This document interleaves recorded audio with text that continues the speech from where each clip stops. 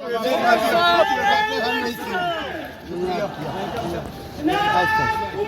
साथ आगे बढ़ो, हम तुम्हारे साथ हैं।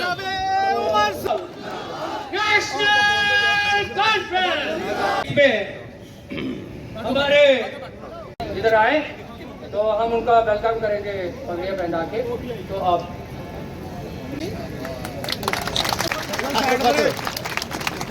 नेशनल कॉन्फ्रेंस अब मैं देवेंद्र सिंह साथ। उसके बाद हम भी महसूस कर रहे थे यहाँ के लोग की हम पर एक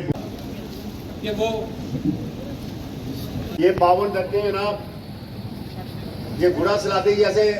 और हमारे बीच में डिस्ट्रिक्ट प्रेसिडेंट रवीर सिंह जी, हम उनका वेलकम करते हैं जो जम्मू में बहुत। डिस्ट्रिक्ट की प्रेसिडेंट रजनी देवी जी,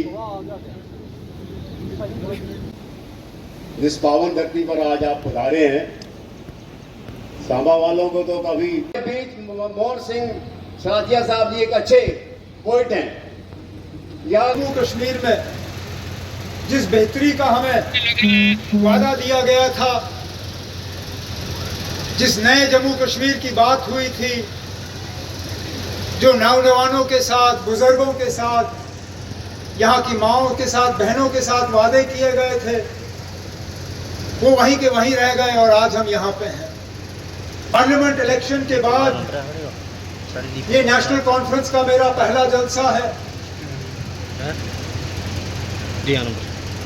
उन इलेक्शनों में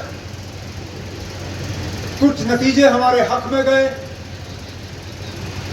कुछ में हम रह गए, और शायद ये एहसास भी जम्मू कश्मीर के लोगों को और खासकर यहाँ के हुक्मरानों को मिल गया है। ये हम दावे से कह सकते हैं कि नेशनल कॉन्फ्रेंस की हुकूमत ऊपर वाले ने चाहा तो सितंबर अक्टूबर में जब इंतखाबात मुकम्मल होंगे तो यहाँ नेशनल कॉन्फ्रेंस की हुकूमत होगी।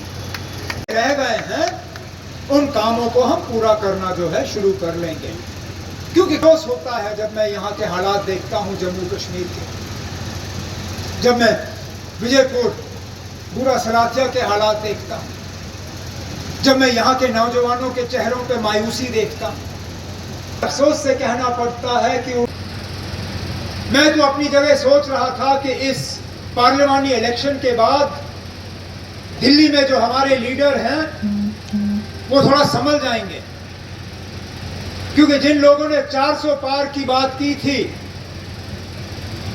जिन्होंने 370 की बात की, जब उनकी गाड़ी 240 पे रुक गई तो कहीं ना कहीं उनको इस बात का एहसास होना चाहिए था कि पिछले 5-10 साल से जो हालात मुल्क में हैं, लोग उससे मुतमईन नहीं हैं।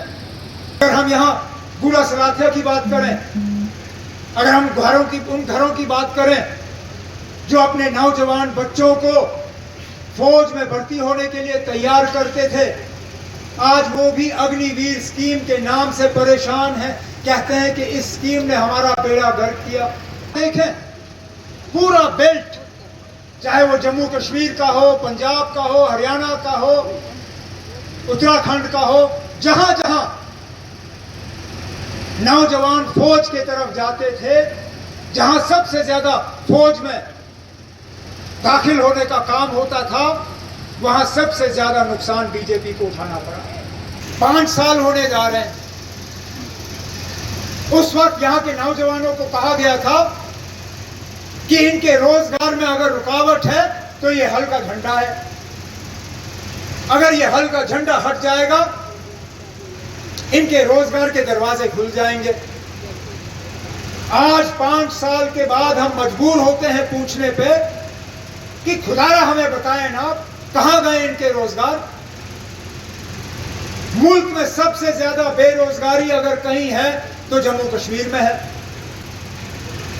आज आप बड़े शान से हमें ये प्रोजेक्ट दिखाते हो, फ्लाईओवर के खंभे लग रहे हैं जम्मू से लेके विजयपुर तक, लेकिन कोई जरा मुझे दिखाए ना एक ठेकेदार यहां का जिसको इस प्रोजेक्ट में काम मिला हो।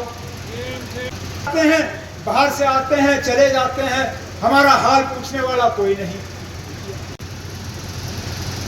हमने डेली वेजरों के लिए बना बनाया उनके रेगुलराइजेशन का प्रोग्राम तैयार किया था। उनको रेगुलराइज करने का हमने स्कीम तैयार किया। किस्मती से ऊपर वाले को उस वक्त मंजूर नहीं था। ऐसी बारिश आई, आपको याद है 2014 में क्या सैलाब आया। हम उस सैलाब में ही रह गए और जो काम हमने रखे थे डेली वेजरों का रेगुलराइजेशन, बाकी कई, लेकिन मैं आज अपने साथियों को यकीन दिलाना चाहता हूं, मंशूर में, मैनिफेस्टो में इसका जिक्र जरूर होगा और जब नेशनल कॉन्फ्रेंस की हुकूमत बनेगी इनके रेगुलराइजेशन का काम हम जल्द से जल्द उठाएंगे। हम यहाँ मजहब के बुनियाद पे लोगों को तकसीम करने की कोशिश करेंगे, इलाके की बुनियाद पे यहाँ लड़वाने की कोशिश करेंगे, झूठ और धोखा देके यहाँ आपसे वोट हासिल करने की कोशिश करेंगे। हमें तो गए हुए 10 साल हो गए। मैंने जनवरी 2015 में हुकूमत छोड़ी, अब तो जुलाई 2024 है। आप जरा बताएं ना, अब इन 10 सालों में यहां के लोगों को बेहतरी क्या मिली? नौकरियां कहीं नहीं। जब कीमतें चढ़ानी पड़ती हैं तो आप पे, जब मीटर लगाना पड़ता है तो आपका, जब पानी पे कीमत बढ़ानी होती है तो आपका, तो इंसाफ कहां? चलिए आप तरक्की दे नहीं सके, कम से कम हमारी हिफाजत तो करते। मैं दावे से कहता हूं वो इलाके जिनको हमने मिलिटेंसी से पूरा साफ किया हुआ था अपने दौर में, आज उनकी हालत देखिए। देखिए कहां कहां हमले हो रहे हैं। कठुआ से लेके रियासी, रजौरी से लेके डोडा, शायद ही कोई दिन जहां पे हमें फौज के ऊपर हमले की खबर नहीं आती।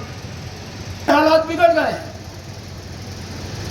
हमने 96 में इलेक्शन कराए, तो हमें मान के चलना होगा कि आज और 96 में हालात का तो जमीन आसमान का फर्क है। जो लोग इन हमलों के बाद कहते हैं इलेक्शन नहीं हो सकते, क्या उनका यह कहना है कि हम इन बंदूक वालों के सामने झुके, हार माने? हमें हिम्मत से इन ताकतों का मुकाबला करना होगा। साल 2019 के बाद आज जम्मू के आप हालात देख रहे हो। इन सब चीजों का आपको जवाब देने का मौका मिलेगा इनको पुरअमन तरीके से, सिर्फ और सिर्फ एक उंगली का इस्तेमाल करके, जब आप बटन दबा के अपना फैसला सुनाओगे। क्योंकि मैं साबित करना चाहता था कि हमारी तंजीम में सब लोग खुदगर्ज नहीं हैं। कुछ लोग अपनी दुकानों को बचाने गए, कुछ लोग अपने होटलों को खुलवाने गए, कुछ लोग अपने नासाज जो जमीन के कब्जे को बचाने गए, और कुछ लोगों ने डिलिमिटेशन में अपने नक्शे बचाने की कोशिश में यहां से चले गए। जाओ, कभी नहीं सोचना कि आपके जाने का मतलब यह हुआ कि हमारी तंजीम नहीं रही। आज आपने पूरी हुकूमत का जोर लगाया, आज आपने हमारी गाड़ियां रुकवाई, जगह जगह लोगों की तलाशियां करवाई, यहां तक कि कल शाम को 5 बजे तक आप इस प्रोग्राम की इजाजत भी नहीं दी हमें। लेकिन उसके बावजूद इस गर्मी में यहां लोग बैठे हैं सिर्फ ये साबित करने के लिए कि नेशनल कॉन्फ्रेंस किसी एक की जागीर नहीं है, ये लोगों की तंजीम है, ये नेशनल कॉन्फ्रेंस के वर्करों की तंजीम है। जब तक ऐसे सिपाही नेशनल कॉन्फ्रेंस में हो, नेशनल कॉन्फ्रेंस के झंडे को कोई यहां से मिटा नहीं सकता। का आदेश है कि 30 सितंबर से पहले ये इंतखाबात जो है ये मुकम्मल होने चाहिए। आप सुप्रीम कोर्ट के सामने खड़े होकर कहिए कि जम्मू कश्मीर में हालात इलेक्शन के लिए साजगार नहीं है, हम कुछ नहीं कहेंगे। आप कहिए कि हम उन ताकतों के सामने झुकना चाहते हैं जिन्होंने जम्मू में पिछले 1 साल में 55 हमारे बहादुर सैनिक जो हैं शहीद किए हैं। अगर आप उनकी शहादत को इस तरह नजरअंदाज करने के लिए तैयार हैं, जाया करने के लिए तैयार हैं, हमें कोई एतराज नहीं होगा। हम चुपचाप इसको बर्दाश्त करेंगे और क्या कर सकते हैं। सर क्या जिम्मेवारी किसको जिम्मेवार मानते हैं जो जम्मू में आतंकी हमले बढ़ रहे हैं? जम्मू में जो आतंकी हमले, देखिए ना, हमारे पड़ोसी मुल्क में ऐसी ताकतें हैं जो इन दोनों मुल्कों के दरमियान दोस्ती नहीं चाहते। वो अपनी हरकतों से बाज नहीं आएंगे, लेकिन कहीं ना कहीं हमारे तरफ से भी लापरवाही है। आखिरकार 55 हमारे सैनिक जो हैं मारे गए। आज 1 साल के बाद एलजी साहब को मीटिंग लेना याद आया।